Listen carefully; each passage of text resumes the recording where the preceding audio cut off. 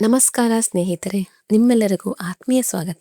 ಇಂದಿನ ಈ ವಿಶೇಷ ಕಾರ್ಯಕ್ರಮದಲ್ಲಿ ನಿಮ್ಮ ರಾಶಿಯಾದ ವೃಷಭ ರಾಶಿಯ ಬಗ್ಗೆ ಮಾತನಾಡಲಿದ್ದೇನೆ.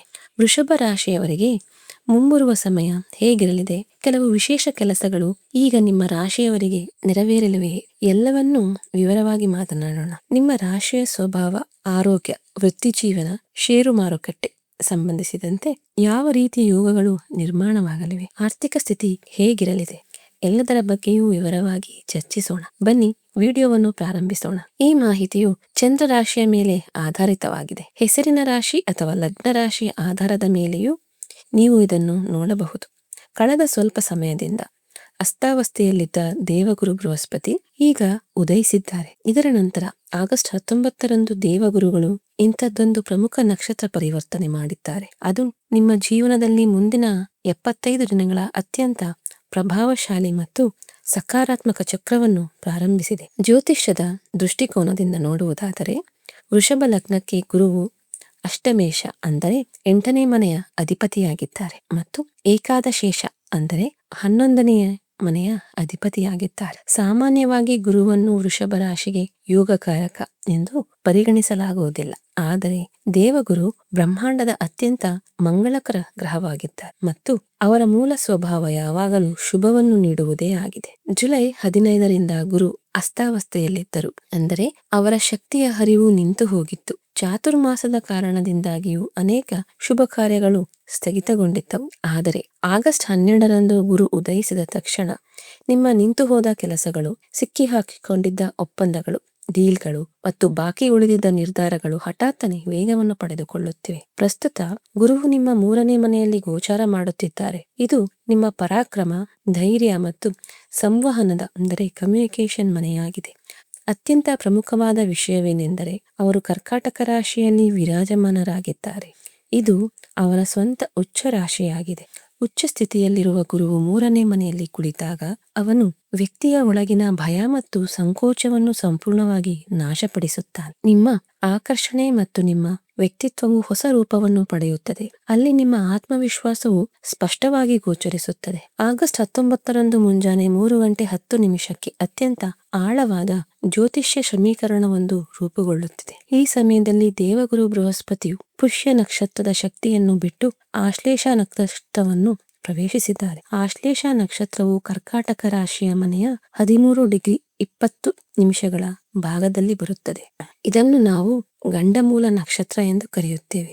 ಈ ನಕ್ಷತ್ರದ ಸಂಕೇತವು ಹೆಡೆಬಿಚ್ಚಿ ಕುಳಿತಿರುವ ಸರ್ಪವಾಗಿದೆ ಮತ್ತು ಇದರ ಅಧಿಪತಿ ಗ್ರಹ ಬುಧನಾಗಿದ್ದಾನೆ. ನಿಮ್ಮ ಜನ್ಮ ಕುಂಡಲಿಯಲ್ಲಿ ಬುಧನು 2ನೇ ಮನೆ ಅಂದರೆ ಸಂಪತ್ತು ಮತ್ತು ಕ್ರೋಢೀಕರಿಸಿದ ಬಂಡವಾಳದ ಅಧಿಪತಿಯಾಗಿದ್ದಾನೆ. ಜೊತೆಗೆ 5ನೇ ಮನೆ ಅಂದರೆ ನಿಮ್ಮ ಬುದ್ಧಿಶಕ್ತಿ, ಶಿಕ್ಷಣ ಮತ್ತು ನಿರ್ಧಾರ ತೆಗೆದುಕೊಳ್ಳುವ ಸಾಮರ್ಥ್ಯದ ಮಾಲೀಕನೂ ಆಗಿದ್ದಾನೆ.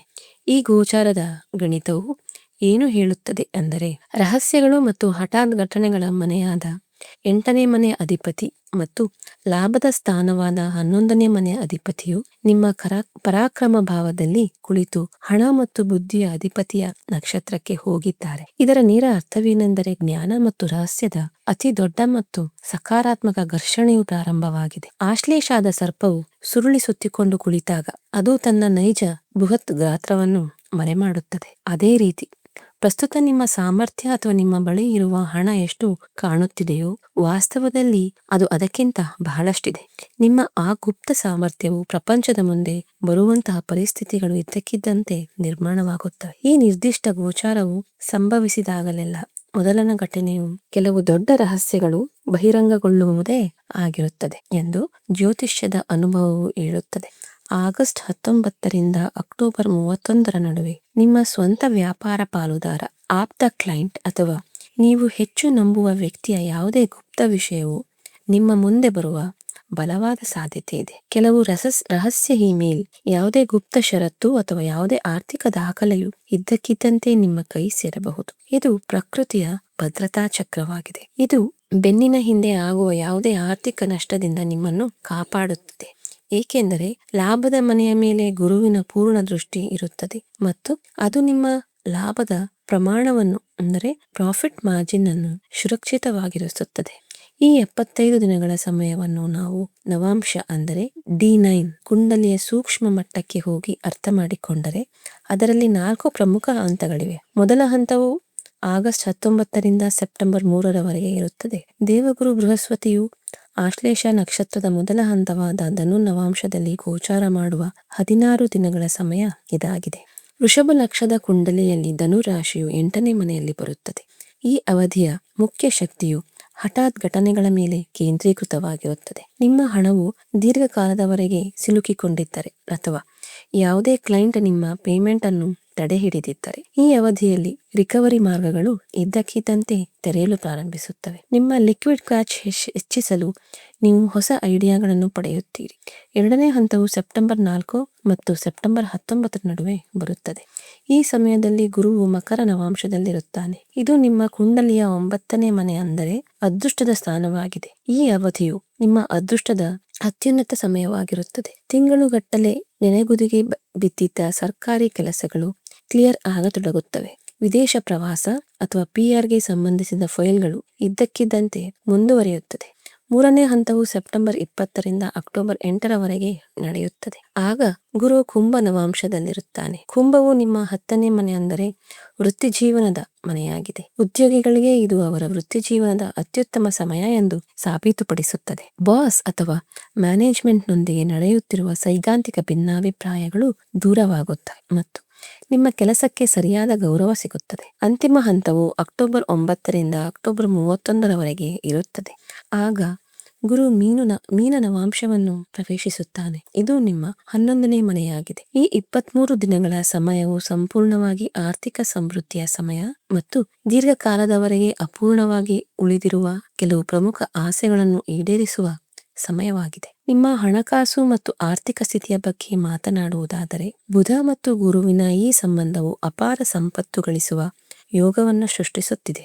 ಆಗಸ್ಟ್ 22ರವರೆಗೆ ಬುಧ ಮತ್ತು ಗುರುಗಳಿಬ್ಬರೂ ಕರ್ಕಾಟಕ ರಾಶಿಯಲ್ಲಿ ಒಟ್ಟಿಗೆ ಯುತಿ ನಿರ್ಮಿಸಿಕೊಂಡು ಕುಳಿತಿದ್ದಾರೆ. ಇದು ನಿಮ್ಮ ಮನಸ್ಸಿನಲ್ಲಿ ಸಂಪತ್ತು ಸೃಷ್ಟಿಯ ಅಂದರೆ ವೆಲ್ತ್ ಕ್ರಿಯೇಷನ್ ಬಗ್ಗೆ ಅತ್ಯಂತ ಪ್ರಾಯೋಗಿಕ ವಿಚಾರಗಳನ್ನು ಹುಟ್ಟುಹಾಕುತ್ತದೆ. ಪೂರ್ವಜರ ಆಸ್ತಿಯ ವಿವಾದದ ಅಥವಾ ಮಾರುಕಟ್ಟೆಯಲ್ಲಿ ಬ್ಲಾಕ್ ಆದ ಹಣವು ಈಗ ನಿಮ್ಮ ಪರವಾಗಿ ಬರಬಹುದು. ಆದರೆ ಇಲ್ಲಿ ಅತ್ಯಂತ ಮಹತ್ವದ ಜ್ಯೋತಿಷ್ಯದ ಎಚ್ಚರಿಕೆಯನ್ನು ಅರ್ಥ ಮಾಡಿಕೊಳ್ಳುವುದು ಕೂಡ ಅವಶ್ಯಕವಾಗಿದೆ.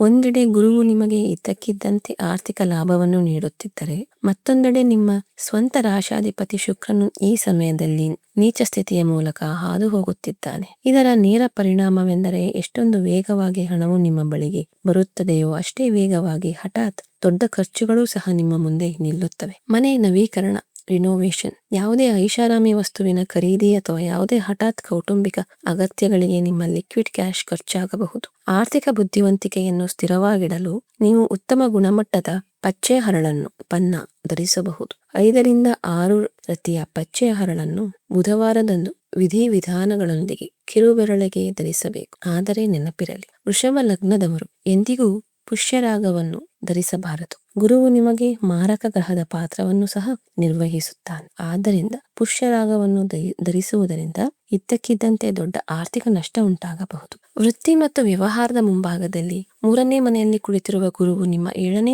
ಮತ್ತು 9ನೇ ಹಾಗೂ 11ನೇ ಮನೆಗಳನ್ನು ನೋಡುತ್ತಿದ್ದಾನೆ. ವ್ಯವಹಾರದಲ್ಲಿರುವವರು ಶನಿದೇವನು ಈಗ ನಿಮ್ಮ 11ನೇ ಮನೆಯಲ್ಲಿ ವಕ್ರಿಯಾಗಿ ಕುಳಿತಿದ್ದಾನೆ ಎಂಬುದನ್ನು ಅರ್ಥ ಮಾಡಿಕೊಳ್ಳಬೇಕು. ವಕ್ರಿ ಶನಿಯ ಸ್ಪಷ್ಟ ಸಂದೇಶವೇನೆಂದರೆ ನೀವು ಕಷ್ಟಪಟ್ಟು ಕೆಲಸ ಮಾಡಬೇಕು. ಆದರೆ ಒಳ್ಳೆಯ ವಿಷಯವೇನೆಂದರೆ ಉಚ್ಚ ಗುರುವಿನ 9ನೇ ದೃಷ್ಟಿಯು ನೇರವಾಗಿ ಅದೇ ಶನಿಯ ಮೇಲೆ ಬೀಳುತ್ತದೆ. ಅವನು ನಿಮ್ಮ ಕರ್ಮೇಶ ಮತ್ತು ಭಾಗೇಶನಾಗಿದ್ದಾನೆ. ಈ ದೃಷ್ಟಿ ಶನಿಯ ನಕಾರಾತ್ಮಕತೆಯನ್ನು ಸಾಕಷ್ಟು ಮಟ್ಟಿಗೆ ಕಡಿಮೆ ಮಾಡುತ್ತಿದೆ. ರಿಯಲ್ ಎಸ್ಟೇಟ್, ಮ್ಯಾನುಫ್ಯಾಕ್ಚರಿಂಗ್ ಅಂದರೆ ಉತ್ಪಾದನೆ, ಆಮದು ರಫ್ತು ಅಥವಾ ನಿರ್ಮಾಣ ಕನ್ಸ್ಟ್ರಕ್ಷನ್ಸ್ ಕ್ಷೇತ್ರಕ್ಕೆ ಸಂಬಂಧಿಸಿದ ಜನರಿಗೆ ಹೊಸ ಮತ್ತು ದೊಡ್ಡ ಡೀಲ್ಗಳು ಅಂತಿಮಗೊಳ್ಳುವ ಯೋಗಗಳಿವೆ. ಉದ್ಯೋಗದಲ್ಲಿರುವವರ ಖಾಸಗಿ ವಲಯದಲ್ಲಿ ಅಥವಾ ಬಹುರಾಷ್ಟ್ರೀಯ ಕಂಪನಿಗಳಲ್ಲಿ ಕೆಲಸ ಮಾಡುವವರ ಆತ್ಮವಿಶ್ವಾಸದಲ್ಲಿ ಭಾರೀ ಹೆಚ್ಚಳವಾಗಲಿದೆ. ನಿಮ್ಮ ಸಂವಹನವು ಎಷ್ಟು ನಿಖರವಾಗಿರುತ್ತದೆ ಎಂದರೆ ಜನರು ನಿಮ್ಮ ಮಾತನ್ನು ಎಚ್ಚರಿಕೆಯಿಂದ ಆಲಿಸುತ್ತಾರೆ. ಯೂಟ್ಯೂಬ್, ಬರವಣಿಗೆ, ಮಾರ್ಕೆಟಿಂಗ್ ಅಥವಾ ಜ್ಯೋತಿಷ್ಯದಂತಹ ಕ್ಷೇತ್ರದಲ್ಲಿ ಕೆಲಸ ಮಾಡುವವರಿಗೆ ಈ ಸಮಯವು ಅತ್ಯಂತ ಅನುಕೂಲಕರವಾಗಿದೆ. ಆದರೆ ನೀವು ಕಚೇರಿ ರಾಜಕೀಯವನ್ನು, ಆಫೀಸ್ ಪಾಲಿಟಿಕ್ಸ್ ಅನ್ನು ಸಂಪೂರ್ಣವಾಗಿ ತಪ್ಪಿಸಬೇಕು. ಅತಿಯಾದ ಆತ್ಮವಿಶ್ವಾಸದಿಂದ ಬಾಸ್ ಜೊತೆಗೆ ಸೈದ್ಧಾಂತಿಕ ಭಿನ್ನಾಭಿಪ್ರಾಯಗಳನ್ನು ಸೃಷ್ಟಿಸಿಕೊಳ್ಳಬೇಡಿ. ನಿಮ್ಮ ಎಲ್ಲ ವೃತ್ತಿಪರ ಸಂವಹನಗಳನ್ನು ಇಮೇಲ್ ಅಥವಾ ಲಿಖಿತ ರೂಪದಲ್ಲಿ ಇರಿಸಿ. ಸಂಬಂಧಗಳು ಮತ್ತು ವೈವಾಹಿಕ ಜೀವನದ ಬಗ್ಗೆ ಮಾತನಾಡುವುದಾದರೆ, ಗುರುವಿನ 5ನೇ ದೃಷ್ಟಿಯು ನಿಮ್ಮ 7ನೇ ಮನೆ ಅಂದರೆ ವೃಶ್ಚಿಕ ರಾಶಿಯ ಮೇಲೆ ಬೀಳುತ್ತಿದೆ. ವೃಶ್ಚಿಕ ರಾಶಿಯ ಅಧಿಪತಿ ಮಂಗಳ ಮತ್ತು ಗುರು ಹಾಗೂ ಮಂಗಳ ಪರಸ್ಪರ ಉತ್ತಮ ಸ್ನೇಹಿತರು.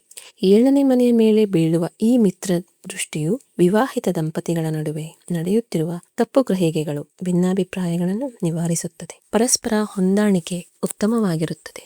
ಅವಿವಾಹಿತರಿಗೆ ವಿವಾಹದ ಉತ್ತಮ ಪ್ರಸ್ತಾಪಗಳು ಬರಬಹುದು. ಆದರೆ ಇಲ್ಲಿ ಆಶ್ಲೇಷ ನಕ್ಷತ್ರದ ಪ್ರಭಾವದ ಬಗ್ಗೆ ನೀವು ಜಾಗರೂಕರಾಗಿರಬೇಕು. ಆಶ್ಲೇಷದ ಅಧಿಪತಿ ಬುಧ ಮತ್ತು ಅದರ ಸಂಕೇತ ಸರ್ಪವಾಗಿದೆ. ಇದರ ದೊಡ್ಡ ದೌರ್ಬಲ್ಯವೆಂದರೆ ಅತಿಯಾದ ಅನುಮಾನ. ಈ 75 ದಿನಗಳ ಅವಧಿಯಲ್ಲಿ ನೀವು ಯಾವುದೇ ಬಲವಾದ ಕಾರಣವಿಲ್ಲದೆ ಅತಿಯಾಗಿ ಯೋಚಿಸಬಹುದು, ಅಂದರೆ ಓವರ್ ಥಿಂಕಿಂಗ್ ಮಾಡಬಹುದು ಮತ್ತು ನಿಮ್ಮ ಸಂಗಾತಿ ಅಥವಾ ಪಾಲುದಾರರನ್ನು ಅನುಮಾನಿಸಬಹುದು. ಪದೇ ಪದೇ ಚುಚ್ಚಿ ಮಾತನಾಡುವ ಅಥವಾ ಅತಿಯಾಗಿ ಪ್ರತಿಕ್ರಿಯಿಸುವ, ಓವರ್ ರಿಯಾಕ್ಟ್ ಮಾಡುವ ಅಭ್ಯಾಸವನ್ನು ತಪ್ಪಿಸಿ.